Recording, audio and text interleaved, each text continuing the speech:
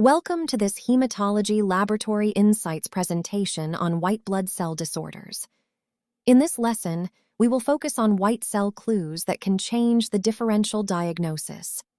As we go through each pattern, remember 3 steps. Recognize the morphology, consider conditions that can mimic it, and correlate the smear with the complete blood count and clinical finding. These are the 7 patterns we will cover. They include hemolysis in infectious mononucleosis, smear findings that may occur with HIV, toxic neutrophil changes, the absolute neutrophil count threshold, inherited disorders that can mimic acquired disease, follow-up testing for cytomegalovirus, and the difficult distinction between reactive lymphocytes and blasts. The main message is that no isolated finding should be interpreted alone. Infectious mononucleosis is usually recognized by reactive lymphocytes, but occasionally it may also cause hemolytic anemia. This happens when a strong cold-reacting autoantibody, often with anti-I specificity, binds to red cells and causes agglutination and destruction. If anemia or red cell clumping appears unexpectedly, correlate the smear with bilirubin, lactate dehydrogenase, haptoglobin, reticulocyte count, and antibody testing according to laboratory procedure. Reactive lymphocytes and granulocytopenia may occur in HIV infection, especially during an acute viral-like illness. However, this morphology is not specific because similar reactive cells can appear in Epstein-Barr, virus, cytomegalovirus, and other viral infections. The laboratory should review the absolute neutrophil count and patient history, then rely on appropriate HIV testing rather than using smear morphology as a diagnosis.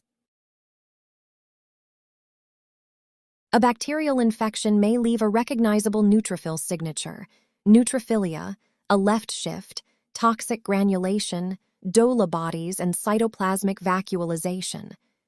These changes are most meaningful when they occur together and agree with the clinical picture. Pelger-Huët hyposegmentation is different.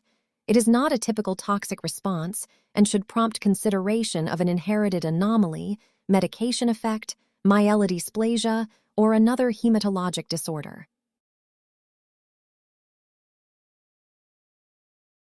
Neutropenia is determined by the absolute neutrophil count, not by the neutrophil percentage alone.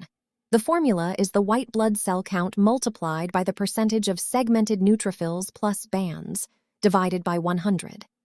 In this review, an ANC below 1.5 times 10 to the 9th per liter is neutropenia, although age-specific reference intervals and the laboratory's critical result policy must always be followed.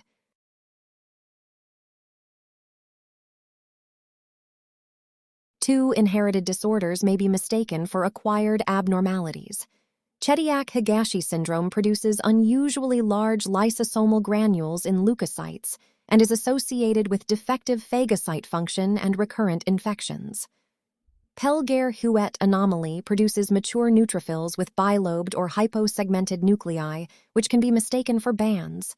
Comparison with chromatin maturity, previous smears, family history, and the other cell lines helps prevent an incorrect left-shift report. When the smear and symptoms resemble infectious mononucleosis, but the heterophile antibody and Epstein-Barr virus IgM tests are negative, cytomegalovirus becomes an important consideration. CMV can produce a heterophile negative mononucleosis-like illness with reactive lymphocytosis. CMV IgM may support recent infection, but the result must be interpreted with the clinical history and the laboratory's confirmatory algorithm.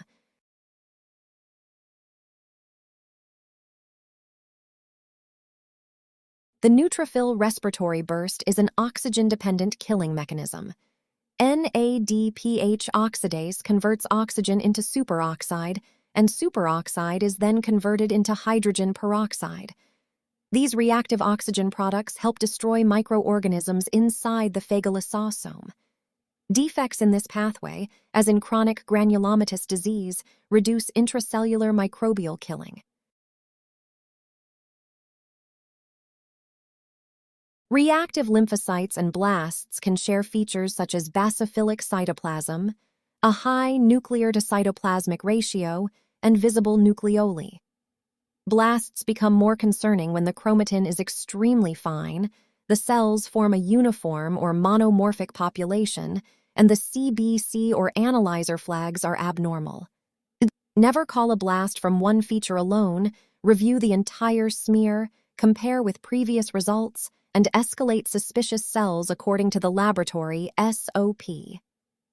A safe white blood cell review can be organized into 5 checks. First, confirm the absolute count. Second, assess the entire smear pattern. Third, distinguish toxic changes from inherited or acquired mimics. Fourth, correlate the findings with age, clinical information, medications, and previous results. Finally, escalate any suspicious or discordant finding for appropriate review because morphology guides the next step, while correlation completes the interpretation. Now it's time to test what you've learned. Answer these 10 questions and choose the best answer. Pause the video to give you time to think.